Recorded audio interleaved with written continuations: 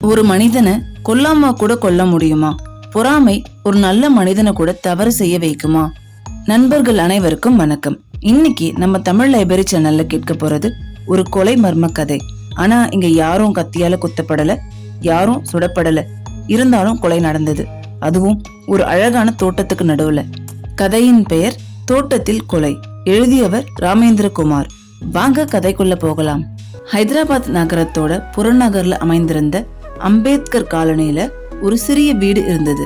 அங்க தனியா வாழ்ந்து வந்தாரு சிவ் சங்கர் சாஸ்திரி. அவரு ஓய்வு பெற்ற பள்ளி ஆசிரியர். 3 வருஷத்துக்கு முன்னாடி அவங்க மனைவி இறந்துட்டாங்க. அவருக்கு பிள்ளைகள் கிடையாது. ஆனா அவருக்கு 2 பெரிய அன்புகள் இருந்துச்சு. ஒன்று கற்பித்தல், மற்றொன்று தோட்டப்பணி. ஓய்வு பெற்ற பிறகும் அவரு அக்கம் பக்கத்து குழந்தைகளுக்கு இலவசமா பாடம் சொல்லி கொடுத்தாரு. யார்கிட்டயும் பணம் வாங்கினது கிடையாது. நான் மகிழ்ச்சியா கத்து கொடுக்கறேன், பணத்துக்காக இல்லைன்னு சிரிச்சபடி சொல்வாரு. சாஸ்திரிஜிக்கு தோட்டங்கிறது வெறும் பொழுதுபோக்கு இல்ல, அது அவருடைய வாழ்க்கை, குடும்பம், உலகம். ஒவ்வொரு செடியையும் தனது பிள்ளைகளை போல பாத்துக்கிட்டாரு. அதுங்க கூட பேசுவாரு, சில சமயம் பாடவும் செய்வாரு. செடிகள் இசைய கேட்டு வளருதுன்னு தன்னுடைய மாணவர்கள் கிட்ட சொல்வாரு. ஒரு முறை தக்காளி செடிய ரேடியோவின் பக்கத்துல வச்சு பிஸ்மில்லா கானுடைய ஷெக்னா இசைய கேட்க வச்சதுனாலதான் அந்த செடி 7 கிலோ தக்காளி கொடுத்ததா பெருமையா சொல்வாரு. அம்பேத்கர் காலனியில ஒவ்வொரு ஆண்டும் மலர் வளர்ப்பு போட்டி நடத்தப்பட்டது. அதுல தாலியா மற்றும் சாமந்தி மலர் பிரிவுல கடந்த 3 ஆண்டுகளா தொடர்ந்து முதல் பரிசை வென்றவர் சாஸ்திரிஜி. இந்த ஆண்டு போட்டிக்கு 2 வாரங்கள் மட்டுமே இருந்துச்சு. அவரு மிகுந்த ஆர்வத்தோட தயாராகிட்டு இருந்தாரு. ஒரு அதிகாலை சாஸ்திரிஜி எழுந்து எப்பவும் போல தன்னுடைய தோட்டத்துக்கு போனாரு. அங்க அவருடைய இதயமே வெடிச்சு போற அளவுக்கு ஒரு காட்சியை பாக்குறாரு. நேத்து வரைக்கும் வண்ணமயமா மலர்ந்திருந்த தாலியா மலர்கள் அனைத்தும் காணாமல் போயிருந்தன. அங்க வெறும் மண்ணு மட்டும்தான் இருந்துச்சு. யாரோ அனைத்து செடிகளையும் வேரோடு பிடுங்கிட்டு போயிருந்தாங்க. அவருக்கு மிகவும் நெருக்கமான ஒருவர் இறந்தது போல ஒரு உணர்வு. அந்த நாள் முழுவதும் வகுப்புகளை ரத்து செய்தாரு. இரவு முழுவதும் தூங்க முடியல. அடுத்த நாள் அதிகாலை ஜன்னல் வழியா வெளியில பாக்குறாரு. ஒரு சிறுவன் தோட்டத்துக்குள்ள நுழையறான். உடனே சாஸ்திரிஜி வெளியேறி மறைஞ்சு நின்னு அவன் என்ன செய்யறான்னு பாக்குறாரு. அந்த சிறுவன் சாமந்தி மலர்களை பிடுங்க ஆரம்பிச்சான்.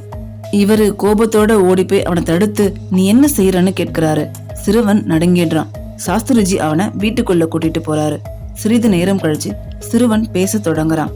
சார், என்ன ஒருத்தர் அனுப்புனாரு. சாஸ்திரிஜியின் முகம் கடுமையாகுது. நேத்து தாலியா மலர்களை பிடுங்கினது நீதானேன்னு கேட்கிறாரு. அவனும் ஒத்துக்கிறான். யார் அனுப்புனதுன்னு கேட்டதுக்கு சொல்ல முடியாது, அவர் என்ன கொன்னுடுவாருன்னு பயந்தவன் தனக்கு அந்த மனிதர் 30 ரூபாய் தருவதா வாக்குறுதி கொடுத்ததை மட்டும் சொல்றான். அப்போ சாஸ்திரிஜி சிறுவன் கிட்ட சொன்ன வார்த்தைகள், இங்க பாருப்பா, நீ தாலியா மலர்களை பிடுங்கின விதத்துல அவற்றால மீண்டும் உயிர் வாழ முடியாது. ரோஜா போன்ற செடிகள் உயிர் பிழைக்கலாம், ஆனா தாலியா மிகவும் மென்மையானது. அதை நீ கொன்னுட்ட. நமக்கு அழகு கொடுக்கற செடிகளை கொல்றது ஒரு கொலை செய்யறதுக்கு சமம். உன்னை அனுப்புனவன் தான் உண்மையான கொலையாளின்னு சொல்ல சிறுவன் தலைகுனியறான். சிறிது நேரத்துல ஒரு மனிதன் சாஸ்திரிஜின் வீட்டுக்கு வராரு. அவரு ஹர்தயால். காலனிக்கு எதிரே ஸ்டேஷனரி கடை வைத்திருந்தவரு. முதல்ல தலைய குனிஞ்சு நின்னவரு. பிறகு மெதுவா பேச தொடங்கினாரு. அந்த சிறுவனை அனுப்புனது நான் தான். இத கேட்டு அதிர்ந்து போன சாஸ்திரிஜி ஏன்னு விசாரிக்கிறாரு. ஹர்தயால் கண்கள்ல கண்ணீரோட, 3 வருஷமா உங்களை போட்டியில வெல்ல முயற்சி செய்தேன். ஒவ்வொரு முறையும் தோத்து போயிட்டேன். இந்த வருஷம் உங்களை ஜெயிக்கணுங்கிற ஆசை என்ன குருடனாக்கிடுச்சு. நானும் செடிகளை நேசிக்கிறவன், ஆனா வெற்றிக்கான பேராசை உங்க தோட்டத்தை அழிக்க வச்சிருச்சு. சாஸ்திரிஜி சில நொடிகள் அமைதியா இருந்தாரு. பிறகு ஹர்தயாலின் தோல்ல கை வச்சு, தன் தவற ஒப்புக்கொள்ள பெரிய தைரியம் வேணும். நீ உண்மையாகவே வருந்துற, அதுவே எனக்கு போதும்னு சாஸ்திரிஜி சொல்றாரு. ஹர்தயால் கண் கலங்குறாரு. சில வாரங்கள் கழிச்சு மலர் வளர்ப்பு போட்டி நடைபெற்றது.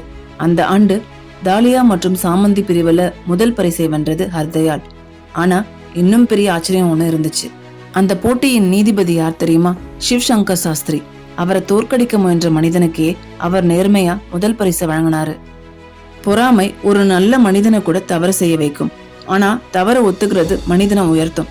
மன்னிப்பு பழிவாங்கிறத விட வலிமையானது. உண்மையான வெற்றி என்பது மற்றவர்களை வெல்வதில் இல்லை, தன் மனதை வெல்வதில் தான் உள்ளது. இந்த வீடியோ உங்களுக்கு பிடிச்சிருக்குன்னு நினைக்கிறேன். பிடிச்சிருந்தா மறக்காம லைக் பண்ணுங்க, ஷேர் பண்ணுங்க. முக்கியமா தமிழ் லைப்ரரி சேனலை சப்ஸ்கிரைப் பண்ணிடுங்க. மீண்டும் அடுத்த ஒரு வீடியோல உங்களை சந்திக்கும் வரை உங்களிடமிருந்து விடைபெறும் நான் யாழிசை.